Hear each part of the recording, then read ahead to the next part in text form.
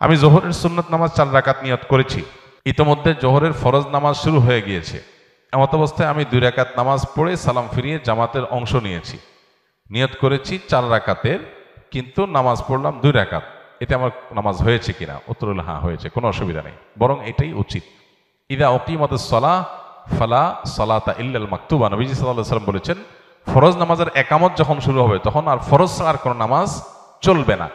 চলবে না মানে তখন আর কোনো নামাজ স্টার্ট করা উচিত না। এখন কেউ 4 রাকাত সুন্নতের নিয়ত করছে, 2 রাকাতের বৈঠকে একামত শুরু হয়ে গেছে, তখন সে সালাম ফিরে নামাজ শেষ করবে। নিয়ত করছে 4 রাকাত, পড়ছে কয় রাকাত? 2 রাকাত। প্রতি 2 রাকাত ফরজ নামাজের বাইরে সব নামাজগুলোতে প্রতি 2 রাকাতের পর একটা কি আসে? স্টেশন আছে, চাইলে সেখানে ক্লোজ করা যাবে। এর কারণে কোনো গুনাহ হবে না, সেজদা সাহু দিতে হবে না। তবে 4 রাকাত সুন্নত আর আদায় হলো না, এটা আপনি ফরজের পরে 2 রাকাত সুন্নতের পরে সুযোগ থাকলে ওই 4 রাকাত সুন্নত আলাদা করে আপনার আদায় করা উচিত, সেটা ভিন্ন বিষয়।